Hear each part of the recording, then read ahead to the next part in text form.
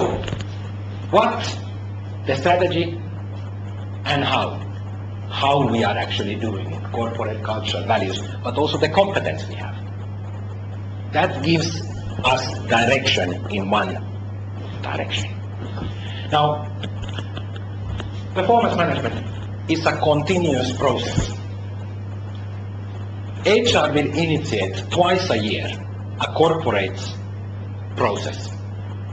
In December, January, it's an assessment and salary increment and goal setting, and in June there is going to be a mid-year review. But that is not enough. You need to have a continuous dialogue with your people on a daily basis to manage the expectations. I will talk about managing expectations later. Okay, let's get into expectations then.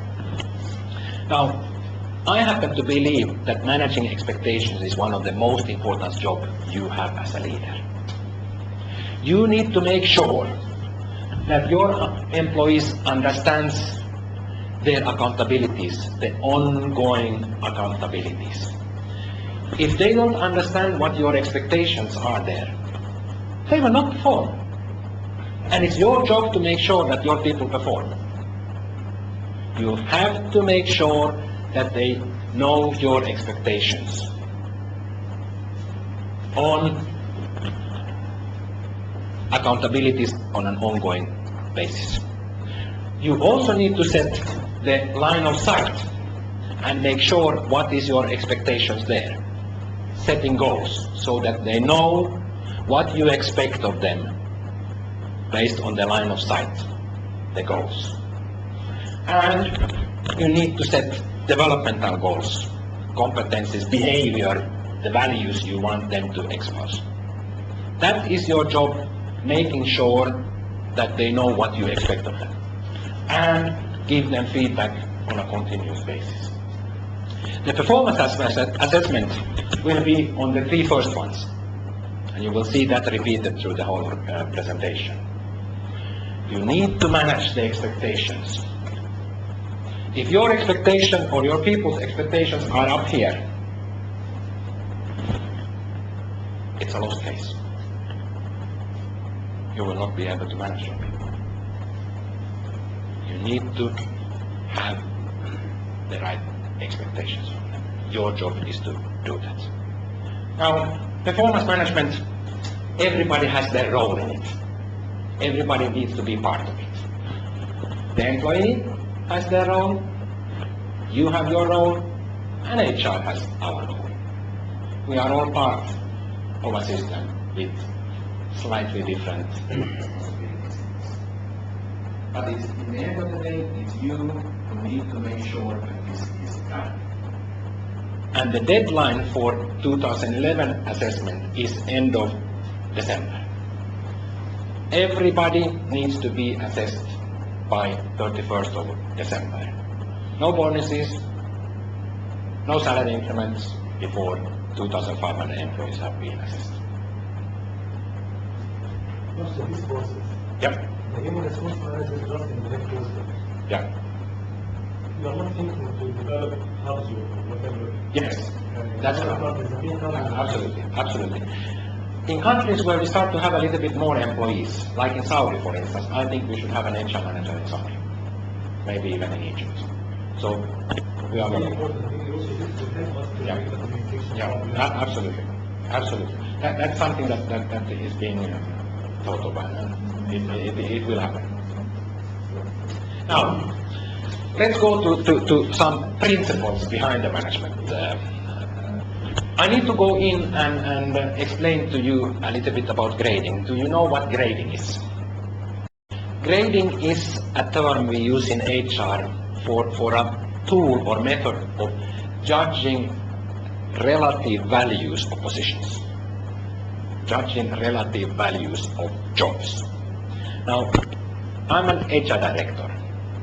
If I screw up with the performance management or salary scales, for instance, the consequences are quite big. If a cleaning lady screws up somewhere cleaning, the consequences for the company is not very big. So the relative value of my position is much higher. That's why I have a higher salary also. Now, our grading system will be based on 3 parameters. They will be clearly defined, there are criteria, they will be transparent for everybody. I'm working on creating an intranet web page where all different departments will present themselves, inclusive HR, and all this information will be available for everybody there once we get going with that. What I want to show here is that I want to integrate the grading, the judging of the relative values of different positions with the performance management. And I'm doing, the relationship is like this. Output is actually the accountability, the results, the performance. That's accountability. Input is the competence, the values, the behaviors. Because the more competent you are, most of the professors today agree, the more we can expect results of you in the future. That's the link.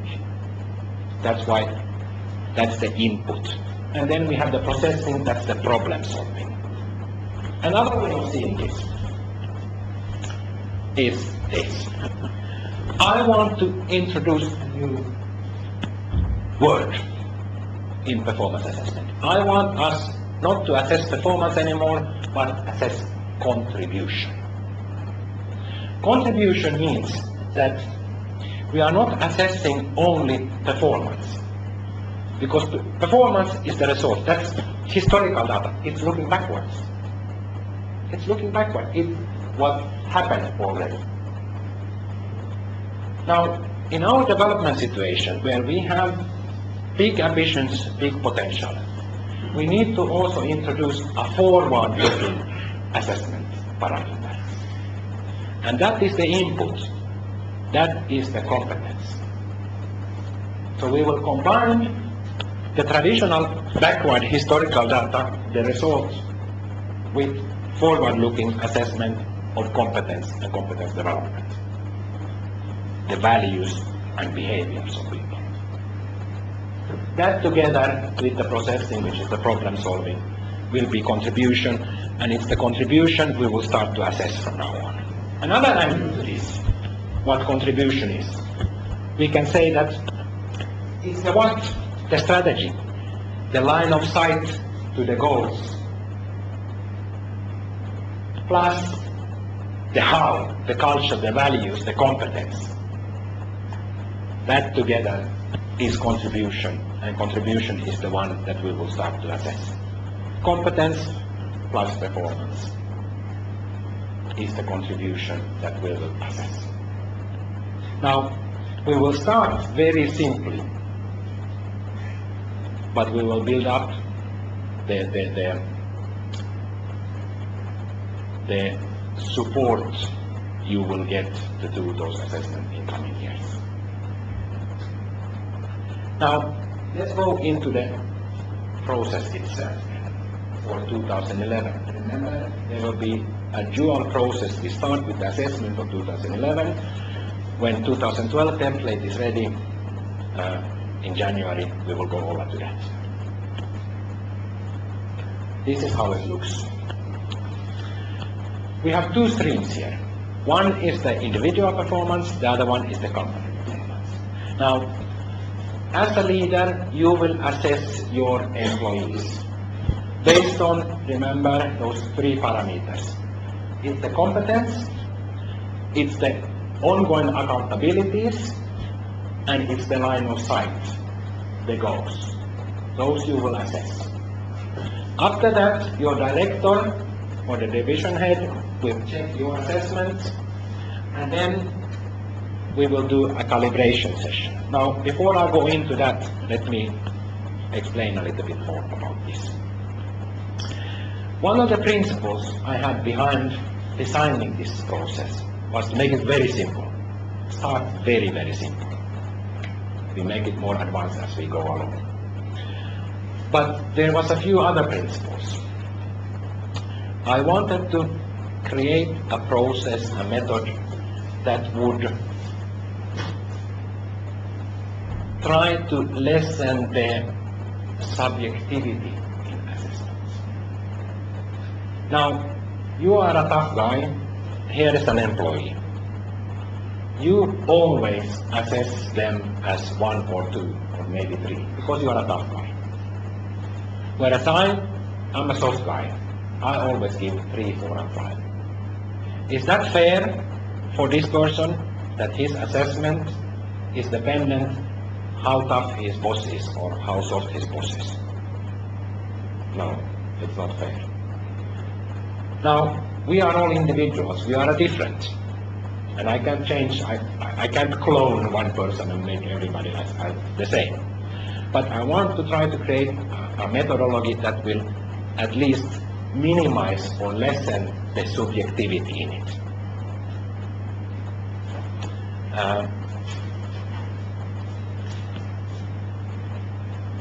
You will usually give 6%, 10% increase, but you will usually get or give 2 and 3%. That's not fair either. We need to have a one company standard process of doing it. One of the observations that I have in this company, being relatively new yet, or still, is that there is a sense of unfairness in the organization. There is a sense of unfairness. In some cases, it's a perception. In some cases, maybe there is, something behind it. But there is a sense of unfairness.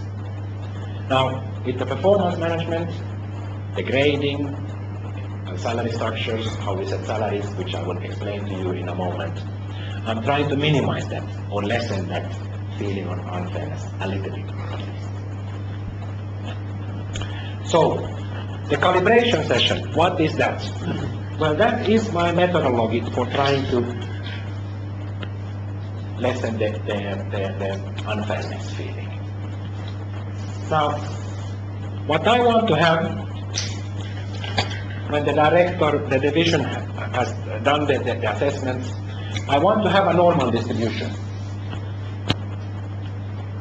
I want to have a normal distribution, meaning that when the population is big, in a bigger department, in smaller departments, I can accept deviations. But in bigger departments, I want a normal distribution of the ratings. Meaning, I want a few here, and I want a few here, but I want the bulk of the people here. Why is that? Because it's statistically impossible in a big organization to have a curve like this. It's statistically impossible. I want a standard deviation. Now, if your director's curves look like this, I'm going to go in and make a management adjustment. I'm going to change it. Yeah. So it's subject to revisit all the packages of the employees nowadays, or just this year? This is salary increment. This is salary increment. This is taken to salary adjustments. Yeah. If you have this black curve. No, this is salary increments. It has nothing to do with your salary. It's an increment you will get. Assessment is giving the increment. I will talk. Position you will not touch. No, let me. I'm coming to that in a while.